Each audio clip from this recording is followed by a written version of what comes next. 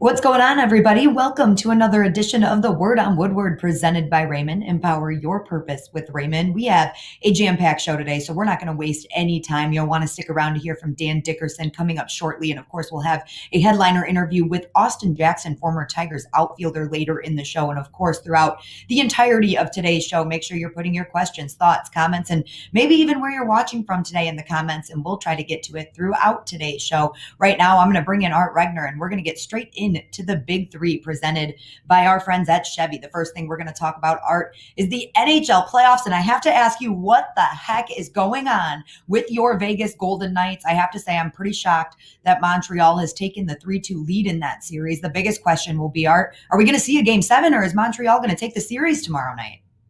Well, I'll tell you what. I mean, Carey Price is, certainly capable of winning that game tomorrow night. I really think Nick Suzuki and Cole Caulfield have really been, energized that lineup with some youth and some enthusiasm. They're putting up points, they're putting up scoring. I also think Vegas, for whatever reason, Mark Stone has gone into a slump. Montreal, what is it? 12 consecutive games without giving up a power play goal. Vegas has not scored a power play goal. I mean, they just look out of sync. So we'll see. I mean, the big guns have to be the big guns. And what's really interesting is that Nick Suzuki, who is really playing very, very well for the Canadiens, was the number 1 draft pick of the Vegas Golden Knights, who they traded for Max Pacioretty. They were part of that deal. But, Pacioretty has played pretty well. He scored the goal last night. So, I don't know, Marc-Andre Fleury, Robin Leonard, who goes in net, a lot of questions to be answered. I would expect the Knights to play their best game of the season, and they have to because it's an elimination game tomorrow night. But, hey, who knows? Maybe Montreal will be playing for their first chance at the Stanley Cup since 1993. And tonight we have Tampa Bay and the New York Islanders, which could also be a deciding game. Tampa Bay has the 3-2 lead, and we saw a very deciding victory over the Islanders, an 8-0 win. Of course, Steven Stamkos, Nikita Kucherov have been the players they've needed to be during this playoff series. Art, what do you think? Are they going to lock it up tonight? Well, I'll tell you what. I mean, Tampa is just rolling, but New York. It could be the last game at Nassau Coliseum. I've seen games in that building. It's a legendary place. It's a old school building, much like the Joe. I think there's going to be a lot of emotion flowing from the Islanders, and they were blown out and embarrassed. I wouldn't be surprised if New York wins, but my gosh, Tampa, now Stamkos is going. Tampa is just a great team with Vasilevsky. I mean, no doubt about it. I'm going to say Tampa wins tonight. They're going to, I know Steve watches the show all the time. And so, Steve, your team's going to do it, or your ex-team's going to do it again. We all love a good game 7. So I'm going to say both of these series go to game 7. Well, that'd be nice. All right. Yeah. Okay. Well, we're going to move on to our second topic of today's Big Three, Art. MLB All-Star Voting. Round 1 of the voting closes tomorrow at 4 p.m. Now, it's a little bit, I don't want to say weird. It's just a different setup. Okay. So round 1 closes tomorrow at 4, and round 1 determines who the finalists will be. And then round 2 will open for voting for the All-Star starters. So round 1 closes tomorrow, but we got to pump the Tigers. Everybody get in there and cast your vote. Right. Art, I know you were definitely casting votes for Casey Mize. Round 1, round 1 ends. Then how many rounds are there before the All-Star game? 2. Let me see if I can get this all down. Hey, you know what? Yeah, the Tigers are going to need some help. Certainly. So get out and vote. Stuff the ballot box. Jonathan Scope is playing like an all-star right now. I mean, he's been one of the best hitters in baseball. He came to spring training late. But put in the extra work on the Zoom calls. AJ Hinch is just raving about all the extra work that we don't see that went into Scope now being, a terror at the plate. So, there's a couple guys. I still think Casey Arthur Mize is going to be at least one of the reps at the All-Star game, I hope. But Scope deserves to be there. I don't know. Who knows? I mean, do the fans now vote for the reserves too? Again, how many rounds are we going to get? Baseball I love the game, but they have so many rules and regulations, and they only want to make it more complicated because I think they like the exclusivity of their little club at times. Like, fans, you're voting on it, but there's 18 rounds, and we know that after round 1 or 2, you're going to get tired of voting, and then we're going to pick whoever we want anyway. So Hey, more power to you, I guess. The point of this is go vote for the Tigers.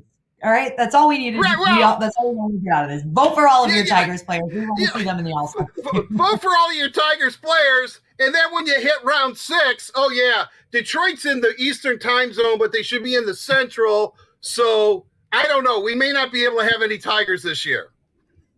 All right, whatever. We're gonna wrap it there. Go vote for the Tigers. Moving Of on course, to our vote for the Tigers. Vote for the Tigers, of course.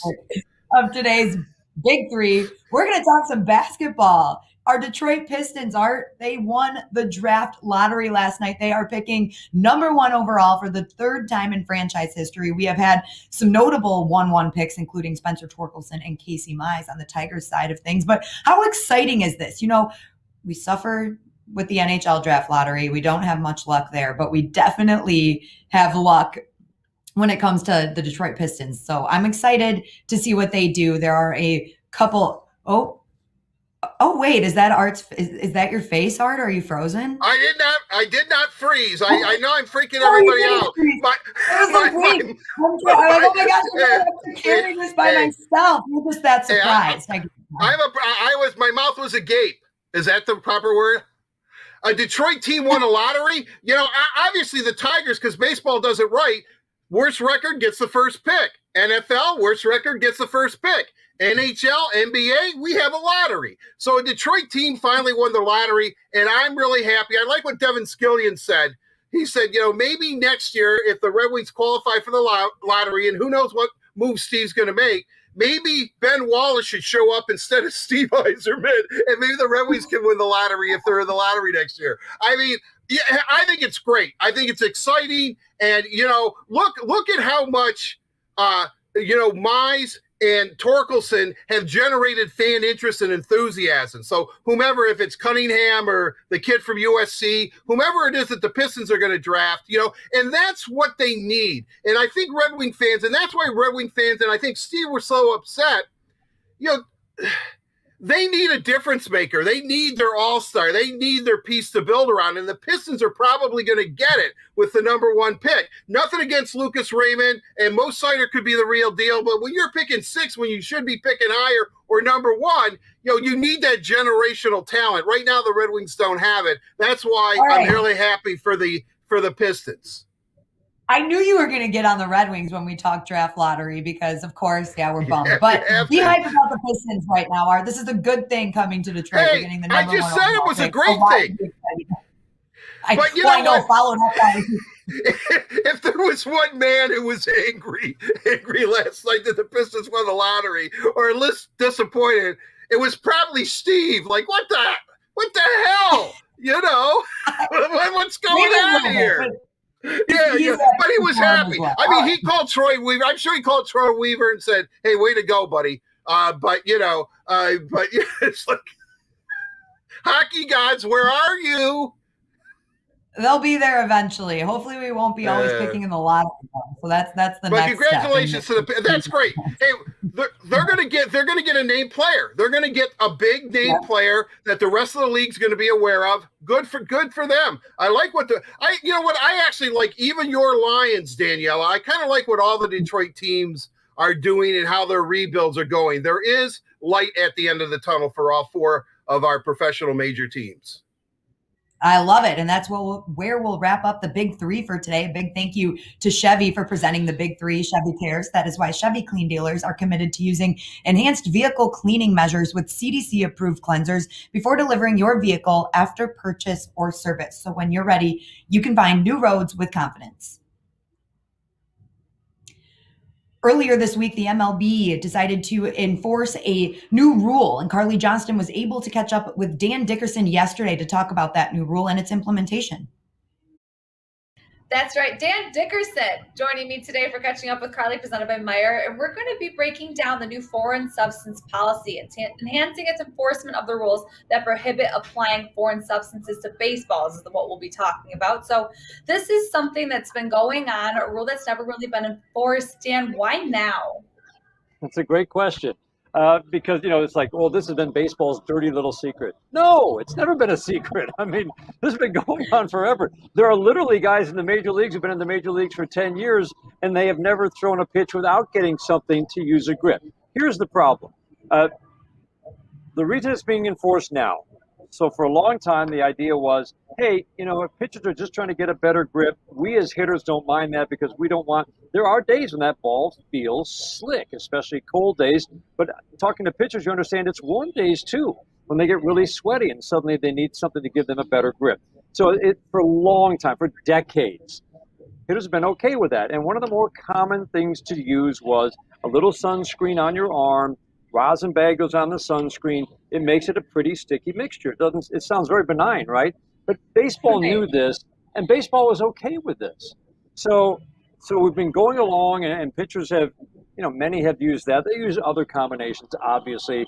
But unless it was egregious, you had a big blob of rosin on your neck, or you had a big blob in your glove or on your hat, nobody ever really called you on it. And so this is how life was progressing for pitchers in the major leagues. Then, a few years ago, thanks to strongman competition, one of the guys who participated in those was also a biochemist, and he came up with this stuff called spider tack. And there are others that are equally as sticky. The thing to remember is, so this stuff was really sticky. For a strongman competition, you have to lift these stones, and it's important to get a good grip, and this was legal in those competitions. And he was stunned to hear that it was being used for baseball. He's like, what? But it became, now you're marrying the technology. We understand that better grip, also with this new technology, we're measuring spin more. Oh, look, the stickier stuff means more friction, means more spin. More spin makes it harder to hit a four-seam fastball that's riding through the strike zone because it doesn't drop as much as you think it's going to. And it also gives your slider more spin. And that's where we're seeing the big increase in swings and misses. So as it became clear that marrying technology with stickier stuff was giving pitchers an advantage and not just the ability to get a better grip, then it became something they had to address. So it did have to be addressed. But now it's causing problems for pitchers who always use something to get a grip, and now they can't use anything. Right. Yeah. Not only is this a baseball lesson, this is also a science lesson with Dan Dickerson. But this is something that the players had to have known was coming. It's definitely a way that will allow umpires to evenly and consistently enforce the existing rules. Yeah, I think, pitchers did know it was coming, and they understood that. But I think they also didn't maybe realize just the extent of which it was going to be banned. In other words, there's nothing now other than a rosin bag and sweat that they can mix to get the grip that they want. So I'm not sure that they were clear on that, but they are now. And I think they're really just getting a little worried about what they're going to do when they've gotten used to their entire careers using something. So now think about it. Umpires are in charge of enforcement, and they have to now determine, all right, is that guy whose hands are a little sticky to me, is that rosin and sweat, or do you think that's rosin and sunscreen, or rosin and spider tack, or spider tack? I mean, how do you determine levels of stickiness? But that's what the umpires now have to do, and I think managers are very worried that, something benign could feel sticky to one umpire, not another, and all of a sudden their guy's labeled a cheater and he's kicked out of the game. So it's a problem. I think people are going to figure it out pretty quickly, but I think fans should know this is kind of like, I don't know, the old days when they changed the speed limit. You're way too young to remember this. From 70 to 55, everybody's like, okay, I'm not going 55. How much can I get away with? Well, we figured it out pretty quickly back in the day. 67 was the sweet spot, right? You're not going to get pulled over really for anything. And I was still going 55, don't worry. But I mean, everybody was breaking the law, but it was just, we understood, okay, you can get away with up to 67 was pretty standard. You wouldn't get pulled over. So this is like pitchers saying, okay, we could always get away with this with using sunscreen and rosin, and now we can't do that, and it's going to be interesting to see how they react. Yeah, I'm wondering if some players are going to start eating honey with their hands before the games or something, but this will affect on one day. So do you think, Dan Dickerson, last question, do you think this will change maybe pitching statistics? I think it's a great question, because I think what we've seen is the growth in swings and misses. It's not because there are more called strikes. It's not because there are more two-strike counts. It's because of the growth in the swings and misses at the top of the strike zone. That's still, you talk to, we're talking with the Angels folks over the weekend. It's still kryptonite for even the great hitters, the top of the strike zone, for the Mike Trouts of the world. That's still one of their weakest areas. So they either lay off it or they've learned how to foul those pitches off. And because that fastball is acting differently than what they used to see, they're swinging under it. So now, if the spin is coming down because they can't use the sticky stuff, I have to believe that we're going to see batting averages go up. Now, we're already seeing a little bit in June. It's interesting. Only in the American League, not the National League. It's noticeable. But I do think we're going to see more contact at the top of the strike zone and also more damage done. And I do think batting averages will go up as a result.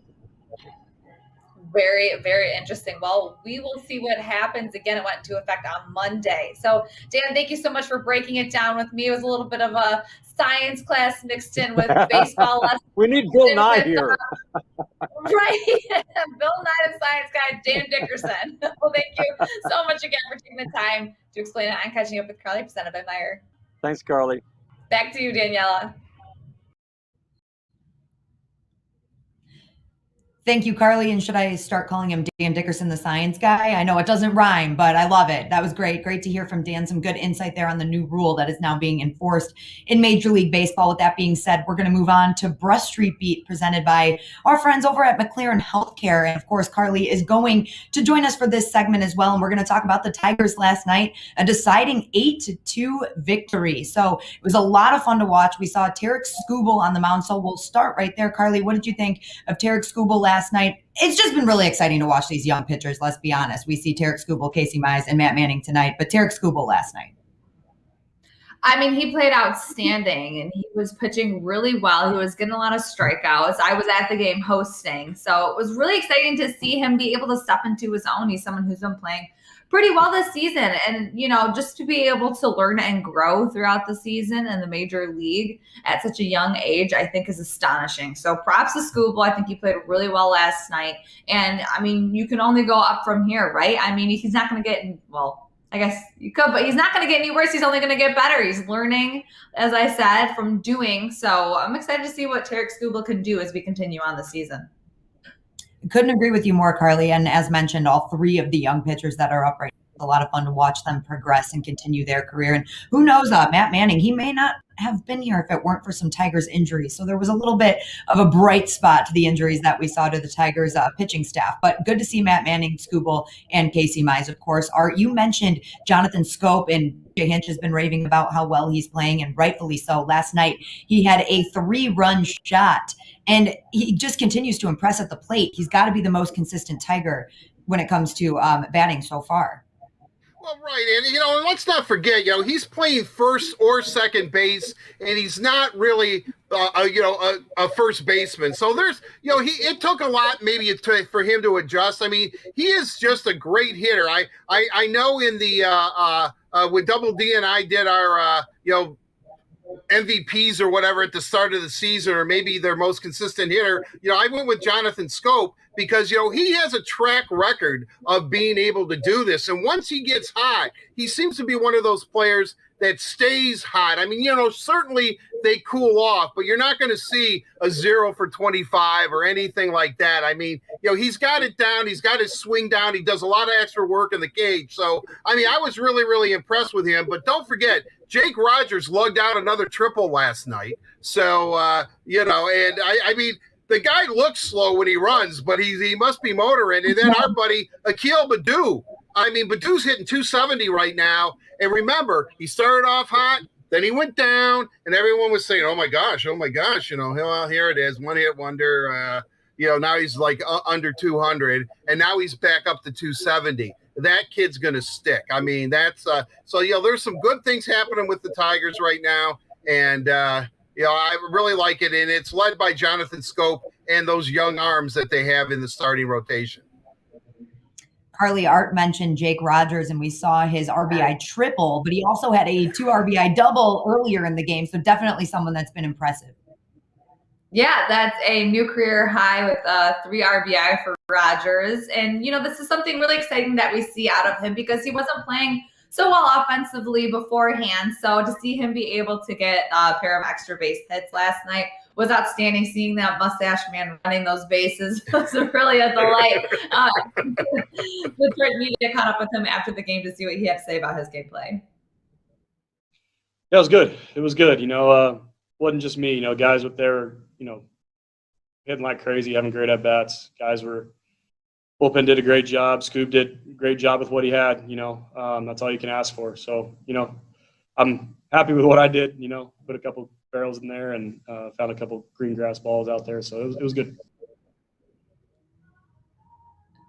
All right, I know you spoke with him for the headliner last week, so it's really great to see him coming into his own, especially offensively, right?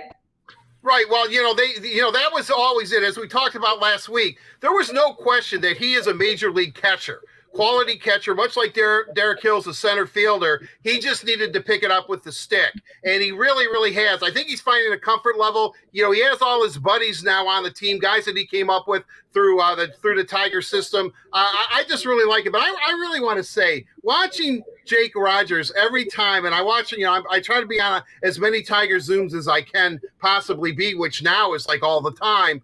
But don't you think that comedian Bill Hader could do a great Jake Rogers impression? I mean, I look at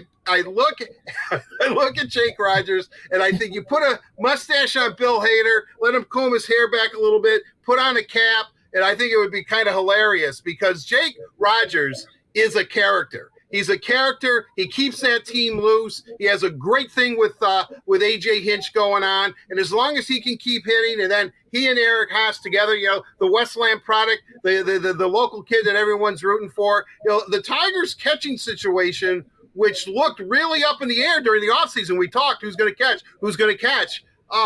Is coming together very, very nicely. Both of them are really good backstops. I mean, Haas caught a no-hitter, so I'm really encouraged by the catching position. But Jake Rogers that guy just cracks me up. I mean, he's a throwback to the 1880s. I swear to God, when Detroit had their National League team, Jake Rogers could have played on it. He has the look, and I think he has the mental makeup. All right. That's a great take on Jake Rogers there. And I did want to get your thoughts. I asked Carly earlier about Tarek Skubal and what you saw out of him last night. What are you seeing in his progression lately?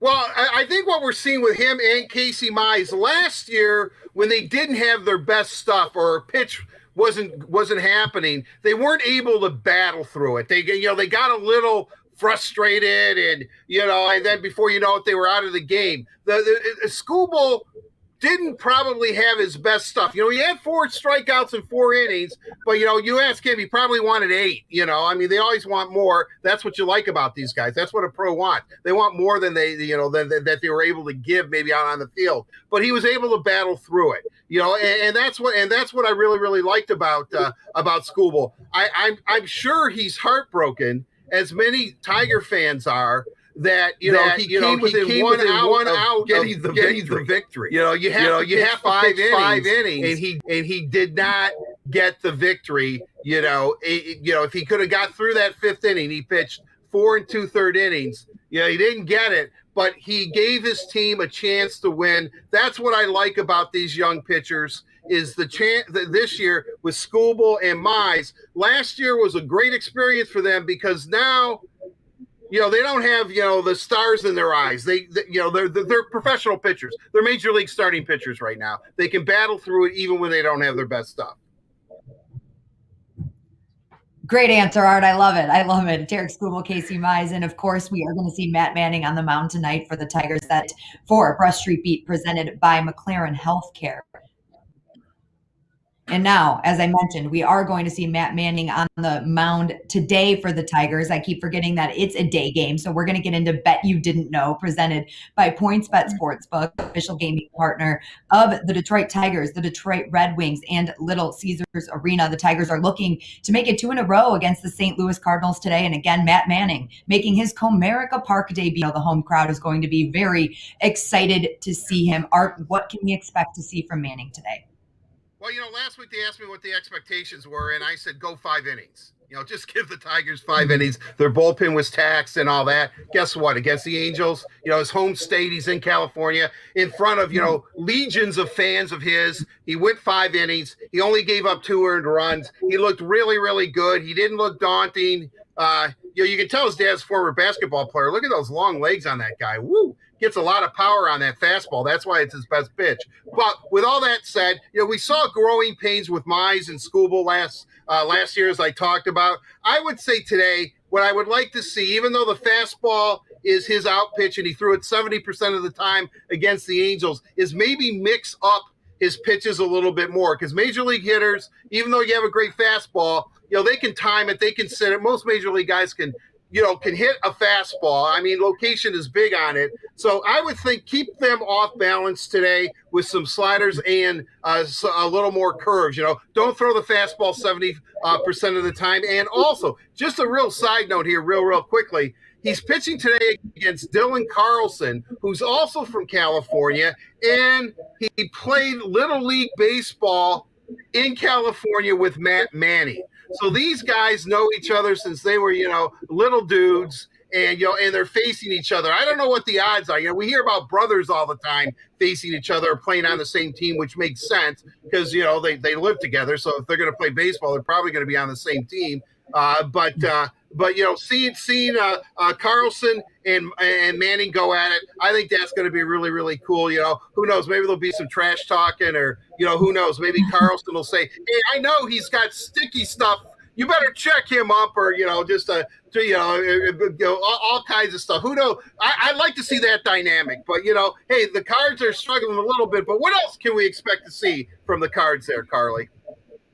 Yeah, I mean, the Cardinals on paper look a lot like the lineup that Manning faced in California with a 500 teams. The As lineup with some big names in it, but the Cardinals are not as tough of a team as the Angels are. So St. Louis is tied for the 3rd worst team batting average in the National League at .227 and is dead last in on-base percentage. The number that stands out to me, though, is run differential. For perspective, the Angels are at -17 and the Cardinals are at -38. So let's hope the Tigers get on the board early and can force the Redbirds to play from behind tonight. But on the mound tonight, of course, for the Cardinals, who we're talking about, is John Gant. There are a few stats that jump out when looking at Gant, and they are in direct correlation.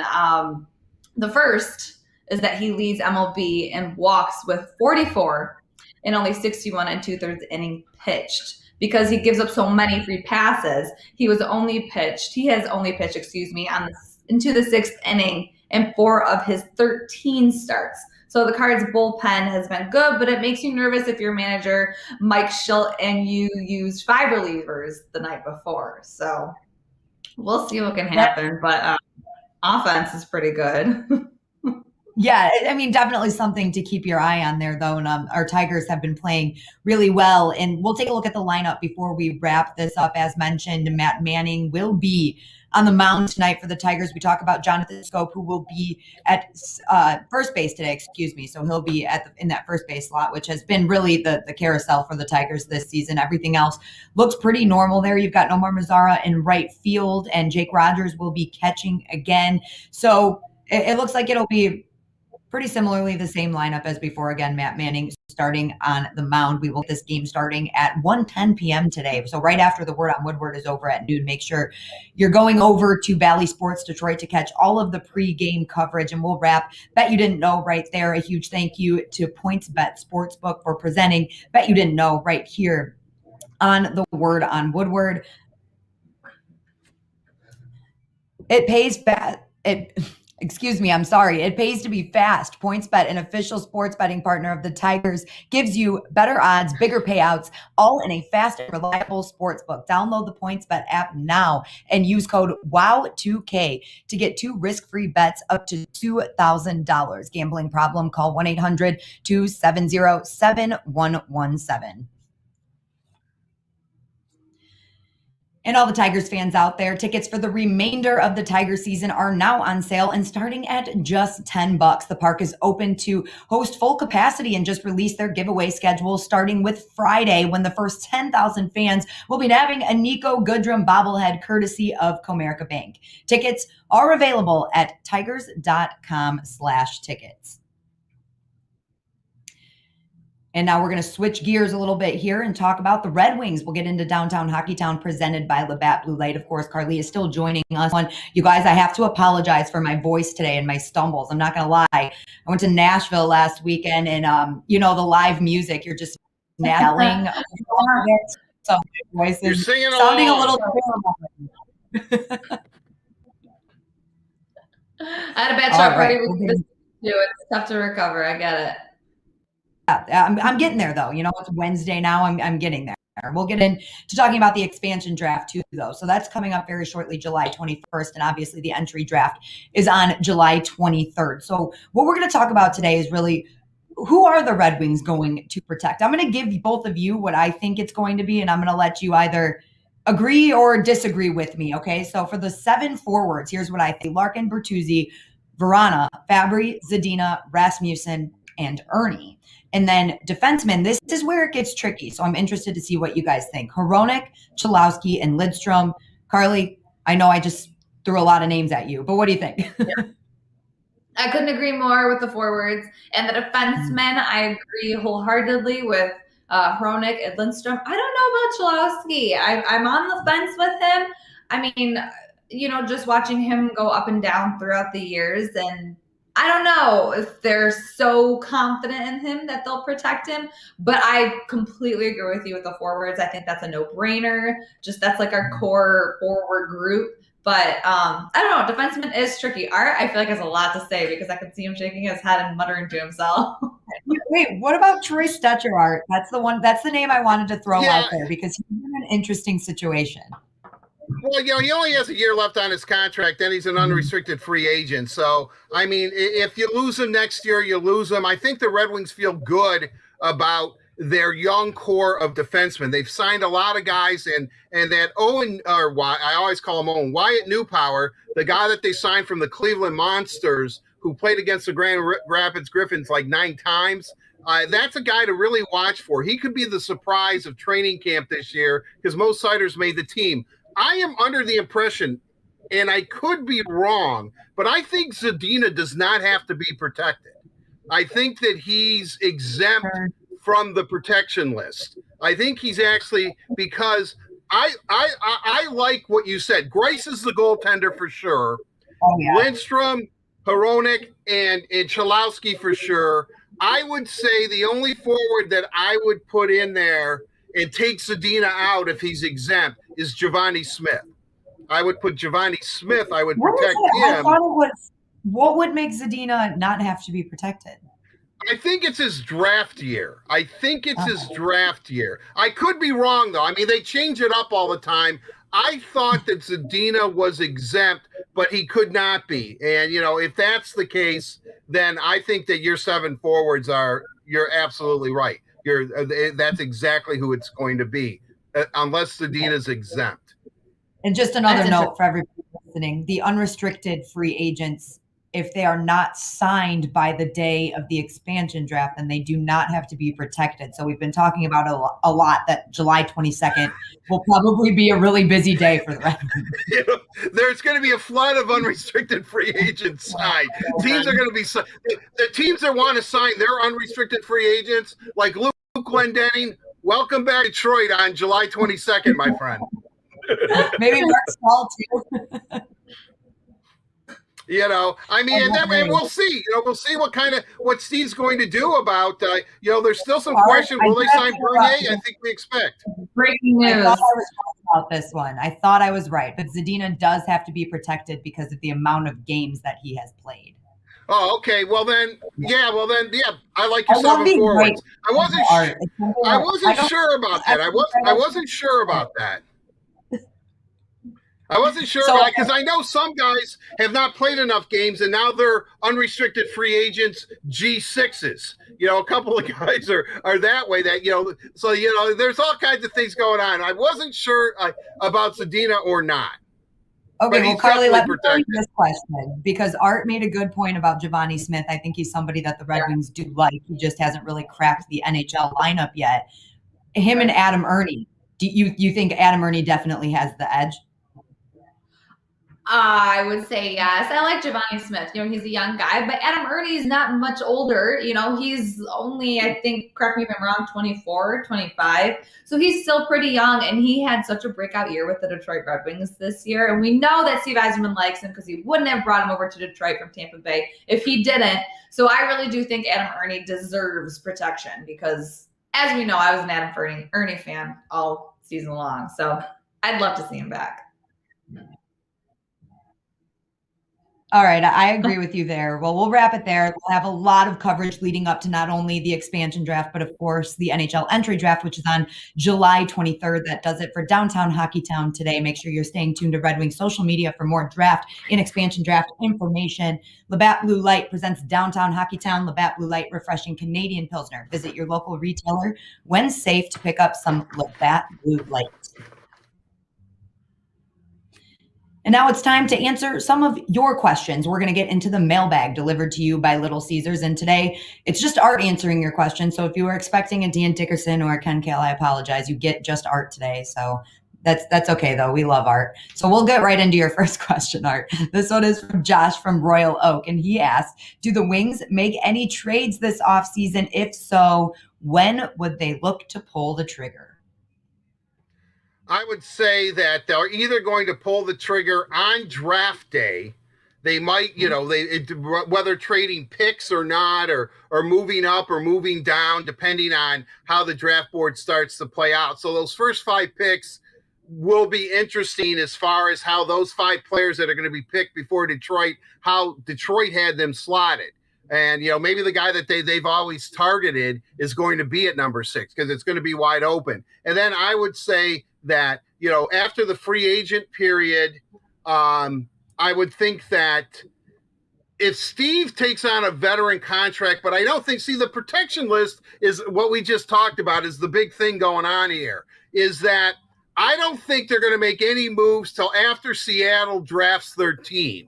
And then once that, it opens up a little bit more. And who knows, maybe the first deal they make might be with Seattle. Maybe Ronnie Francis and Steve, they're contemporaries as players and as executives. Maybe, they could work out a deal. Okay, if you don't take this guy, we're leaving so-and-so unprotected, take this, whatever, that could happen. But I really don't think a whole lot of action is going to happen until after the expansion draft and beginning on the 22nd, then all Hades breaks loose.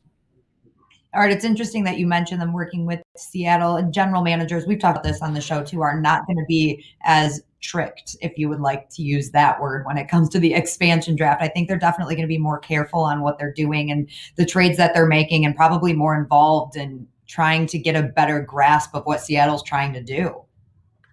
Right. It's really crazy. If I'm Ron Francis and someone calls me and says, okay, don't take this guy and we'll trade you Riley Smith or whatever the deal was with Florida.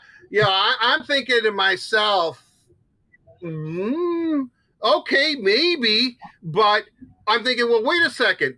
If you're going to leave this guy unprotected, but you don't want me to take him, maybe I should take him. There's going to be a lot of gamesmanship going on with this one based on what Vegas was able to accomplish. What McPhee was able to do was extraordinary. I mean, they're a perennial powerhouse, and they've only been in the league 4 years or whatever. So I'm really fascinated by this and to see how it all shakes out. But I just expect Steve, I think he knows what he wants to do, but I don't think he's pulling the trigger early. I think he's going to wait until he doesn't want to protect like Mark Stahl. He's not going to pick up a contract like Mark Stahl before the expansion draft. Then he'd have to protect that guy. I just don't see that happening. He has enough players on this Red Wing roster that he needs to protect. So I think everything starts on the 22nd of July. I couldn't agree with you more. You definitely have to see what Seattle's going to do in the expansion draft before you make any sort of move. And I think Steve Yzerman's even smarter than us, believe it or not. So he's probably going to do the same thing. And wait, all right. Debatable. We'll move on to question number 2. Art, this one is from Frank from Trenton, and he asked, with Goodrum on the IL and Cabrera being pulled from the game last night, what do you think the infield is going to look like? We saw the lineups earlier and bet you didn't know. So we did see what the Tigers are going to do today. What did you think about what they decided to do? You see Jonathan Scope, Jamer Candelario, and Willie Castro playing first, second, and third. So do you see any of that changing as we move forward? I think, I would say this. Candelario, Jamer's your third baseman. That's not gonna change. He's gonna stay at third. I think Scope is either going to be first or second. And let me say this. I was on the Zoom last night. AJ Hinch thinks that Miguel Cabrera is fine. He thinks it's like, he had some cramp in his calf or something, so he took him out of the game. But he thinks he's day to day, but he doesn't think it's anything, and I've checked they haven't put him on the DL or injured list, whatever, anything like that. So I think Scope is either going to be first or second or DH. And then you've got the Castros and Paredes. All of those guys are either going to be, one's going to be, Paredes is playing short today, and Willie Castro's at second. And Harold Castro gets the day off because Eric Haas is the DH. So maybe pitching matchups, because I think what you're going to see is like I said, Candelario third, Scope first or second or DH, and then the Castros and Paredes either second or short, depending on how AJ feels and how they're fielding those positions, or DH, and one of them, if they're not the DH, and the other two are in, one's going to get the day off, if that makes sense. I don't think Zach Short or anybody's going to be called up or anything. Really quick follow-up. In a perfect world, you would want to see Jonathan Scope at second more often than not, right? Right, and then put Harold Castro at first, and and then Paredes and Willie Castro, maybe at short, and one of them being DH. Like if Castro's bats is beginning to heat up, you kind of want him in the lineup. So I would think, and AJ wants him to play. I think that they might be DHs, and then depending on the pitching matchup, there's one thing about AJ Hinch. He loves versatility, and that lineup is not a set thing, except I just said Candy, and he probably Scope at first, but when Miggy comes back, I love the way he interchanges with it. But out of those 4 guys, I think those are going to be the essentials. One's going to play second, one's going to play short, one's going to play first, and one might DH. So I think that's how it's all going to shake out. Hopefully that made sense. It made sense to me, but I don't know. Yeah. It always sort of makes sense to me, so it's good. Yeah, anyway, if you have any other questions throughout today's show, you guys make sure you are asking them wherever you're watching. We'll try to get to them later in the show in Let's Socialize. Carly will be all over the social media channels, and that does it for the mailbag delivered to you by Little Caesars. Little Caesars proudly introduces their hot and ready pepperoni cheeser. You get a large pizza topped with classic pepperoni, fresh mozzarella, and a toasted Parmesan and Asiago cheese crust for just $7. Try our no-contact pizza portal or delivery from Little Caesars. And now we are going to get into today's headliner presented by Miller Lite. And I'm actually sticking around to join Art today, so this one's going to be fun. Our guest today is former Tiger Austin Jackson. Austin, thank you so much for taking the time out of your day to join us. We're really excited to chat with you. Absolutely. I'm glad to be on. Thanks for having me, guys. Of course. Well, before we get into some of the hardcore stuff, Austin, what have you been up to lately? What has your post-playing career looked like? I've been a father. This fatherhood is no joke. I have a 4 and a 2-year-old, and they're taking up a lot of time. So that's what I've been up to. A couple more things that I've kind of been doing on the side, but the fatherhood has been taking up the majority of my time. But it's great though. Austin, I want to ask you, this whole substance and now checking pitchers and all that. We had an interesting thing happen last night with your former teammate Max Scherzer and Joe Girardi, where they checked Max 3 times during the game. They asked to see if he was throwing, if he had sticky stuff on his hands. I think the third time Max was so upset that I think he was going to strip down to his skivvies, and right there on the mound. Okay, yeah, you want me, you want me to turn my head and cough. What more can I prove to you? So I guess my question is this: Max goes off and he stares at Girardi all the way to his dugout.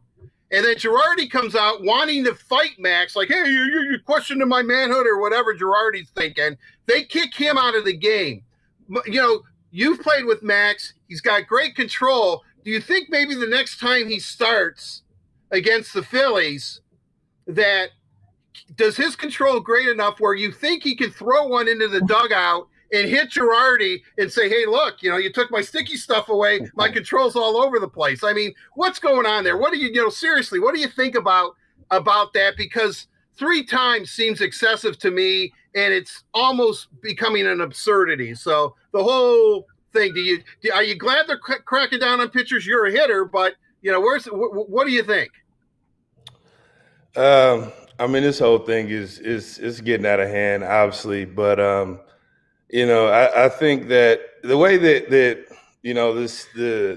the substances and all that stuff, the way that it was explained to me when I was playing from pitchers is, and it's kind of hard to not be on board with a pitcher not having a feel of the ball up there when you're in the batter's box, and they're saying that hey, I can't feel the ball, I can't feel the seams, and I'm doing this because whether it was rosin with sunscreen, that's the only thing that I really knew of, that guys were really just using it to not hit somebody in the face, and I had no problems with that. I'm like, hey, I'm cool with that, continue on.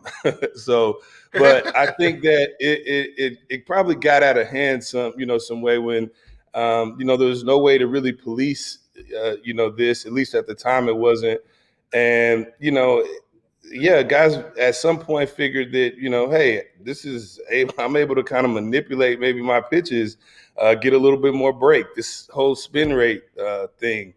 So it probably got there. Guys probably took it a few steps too far, and we're here now. So I hate for it to become a distraction, which it probably is, and a nuisance for the players. I don't know if it's something, maybe check them down in the dugout so it doesn't become, a scene, out on the field. But it's tough. It's tough because you do understand.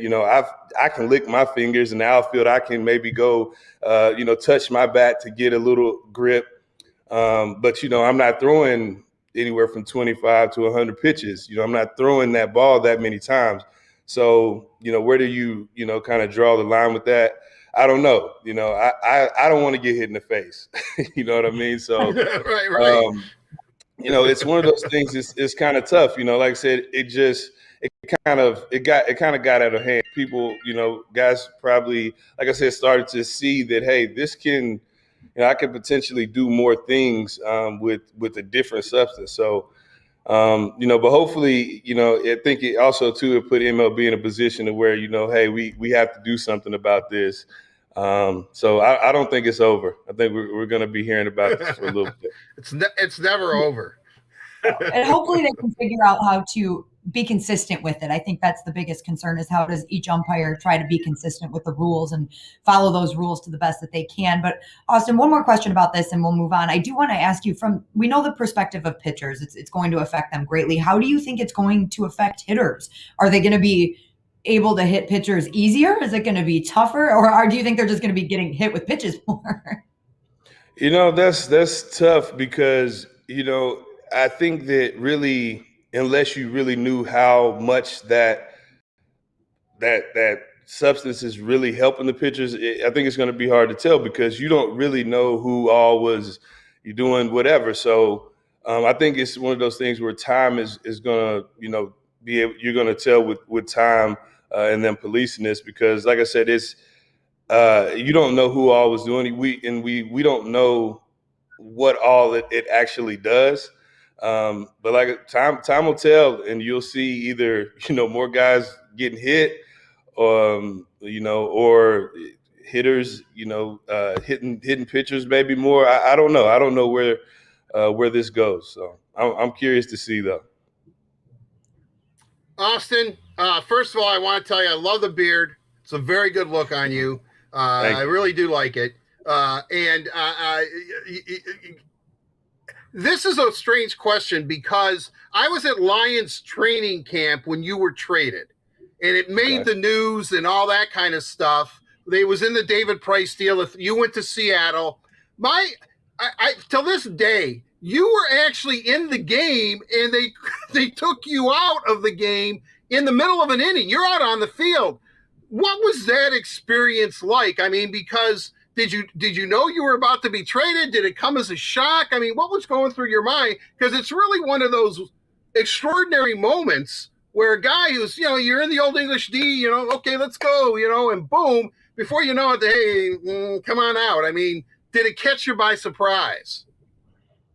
Oh, absolutely. Yeah. I mean, like you said, I mean, it's one of the weirdest things I've experienced in my life. I'm out there, getting ready, thinking about, I got me a couple hits, man. Like I'm hoping we win this game. We got back in it, scored a run, maybe made a good catch. I remember Osmus going out, and I'm thinking nothing about it. I think I even turned around and just looked at in the stands or whatever, and turned back around. I noticed there's still a lot of commotion, and we're still, the game is still paused. And then I see Rajay, running out, and I'm like, what's going on? What is he? We're doing a change. Okay, cool. But he's headed my way. So I'm like, well, I mean, I'm good. I'm straight. Everything, arm are good. Legs feel great. And then, I start to kind of get this sense of like what was going on because earlier before the game, Don Kelly, he was my locker mate, and he was telling me, hey, I think that the Tigers are getting ready to make a trade. So I kind of was just aware of that, not really thinking too much of it though, but I kind of got a sense of it once he was running out to me. It was like somebody was pulling me towards the dugout. I was like just going. I was like, where am I going? I don't get it, and then the fans start. It was just a very like surreal moment and feeling. It was just like a crazy aura around me. I was like, I don't know. Do I wave? I didn't know what to do. I just felt like I was getting pulled off the field. I had no control over the feeling or me getting pulled that way. And it was crazy though. And I really never got a chance to like soak that moment in or wave, show my respects. But it was weird. It's just, you don't really see that ever, in sports or, it's, hey, come on you're done. We're gonna see you later. So it was in a different weird uniform. Yeah. Right. Oh yeah. You're gonna be in maybe a week later. A different. Yeah. Right. That is nuts. That's one of the most nutty things ever. Yeah, we do have one more question for you. We know that you are going to be on the mic calling a game with Dan Dickerson later in the season. So that's going to be a lot of fun. You'll be calling the radio game. We're really excited to hear what you bring to the table in that aspect. It's going to be a lot of fun. But you made your MLB debut with the Tigers. We've seen a lot of debuts in the past couple of years. Akil Baddoo is playing awesome this season, a fellow outfielder, and I know you have to be impressed by that. So why don't you just give us your thoughts in general on the Tigers? What do you like about this season and some of the young players that we've seen come up the past couple of years? Well, look, I mean, when you look at the team, obviously it's a rebuild situation. So, when I look at the Tigers, it's you've seen this with every team. Every team goes through it. It's a matter of being patient and just figuring out which guys you want to see in that core group in the future. You're looking at essentially the future of the Tigers, and they're developing, and you got to let guys develop, and you have to there's that growing pains that goes along with it. So it's about being patient and allowing the guys to grow into themselves as players, as young men, and I don't really look too much into, the records and things like that, because I think that can kind of get blown out of proportion. But I'm looking at a team that is, they're young, they're, trying to find their footing, and, there's some bright spots, there's some dark spots, and you just got to kind of take it and roll with it and be patient and let this, let this thing play out. I mean, I think they have a chance to be a really good team in the near future, and I'm excited to kind of see where this thing goes. We are too. And Austin, like I said, we're really excited to hear you call a game with Dan Dickerson. Off the top of your head, do you know the exact date that you're on the mic? I want to make sure everyone knows when we can listen to you. I believe it's July 5th, 6th, and 7th against the Rangers. So. Oh, that'll be good. Right here in my hometown. I don't have to go nowhere. I'll tell you what. I hope this doesn't happen. You're calling the game. You and Double D are getting in a groove, and and then the director of broadcasting, I don't know, Stan or somebody comes in and says, "Austin." Hey, guess what? We not feeling that. Yeah. You've been traded, buddy. All right. Guess let's just get out of here. Guess what? You're a Ranger sort of now. Whatever. Nice. Well, Austin, thank you so much for taking the time to join us, and best of luck with that new endeavor. We're excited to hear it. That'll be a lot of fun. Thank you. Yeah, looking forward to it. Absolutely. Thanks, guys. A big thank you to Miller Lite for presenting the headliner, the original light beer with great taste and only 96 calories, available for delivery.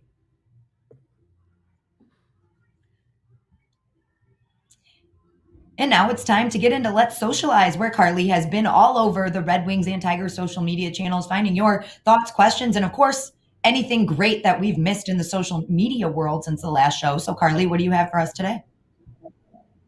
That is right. Well, I just want to give a big shout out to you, Daniela, for handling the Game Changers for Pride Month. So I do want to give a little teaser to that. That should be live. It should have gone out at 11 today. So let's get a little tease.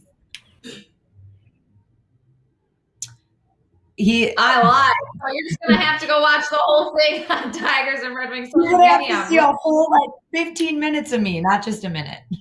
Not just a minute. We didn't want a minute. That just didn't do you enough justice. No. All right, moving on. The Tigers are telling you guys to vote for the All-Star ballot. They're really pushing Jonathan Scope. No surprise there. So make sure you go ahead to tigers.com/vote and make sure you vote for the All-Star ballot.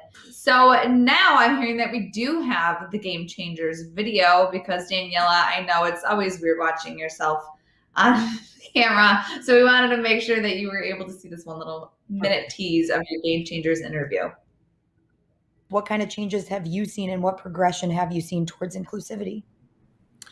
So I would echo what each of, everyone else has shared, Braz and Kevin and Danny, that what we're seeing is more and more individuals and companies and community partners having these kinds of conversations, which is extraordinarily important, because if we're not talking about it, then obviously progress is not going to happen. The one thing that I would caution, as Kevin mentioned, is that progress isn't something that we're just going to automatically achieve one day. Right? This is something that we're going to have to continue to work towards forever and ever and ever, right? We all will continue to educate ourselves, to try to think about how we show up into spaces, how we're interacting with diverse communities, and be really intentional about creating spaces that do provide opportunities for everyone to have a voice, for everyone to have a seat at the table. So like I said, head on over to Red Wings and Tigers social media to watch the full thing. As Danielle said, 15 minutes long. But I could hear in your voice a little bit. I think you lost your voice a bit. You said from this weekend in Nashville for a bachelorette party. So we actually do have a clip we want to share that we saw on your social media. So roll the tape. Oh no, are you guys kidding me? We believe in you.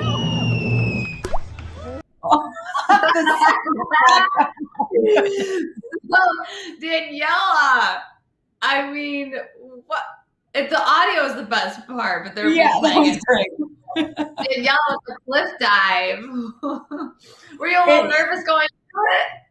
I'm not going to lie. Okay, so, and this was at the very beginning of our trip, so I just want to make it clear that no alcohol was involved in these decisions. They wanted that for the safety of everybody. But the captain was like, do you guys want a cliff dive? Because if you do, we're going to go right away. And I'm like, yeah, you know, I'm like this daredevil. Of course I want a cliff dive. And we go to the cliff and I'm like, oh, that's nothing. That's fine. So me and my friend dive in the water and you had to swim and then climb up. And I get to the top and I'm like, oh my God, I can't do this. There's no way. What am I going to do? I have to jump. There's no way. But it was really fun. It was cool. Didn't know there was something that yeah, it was fun.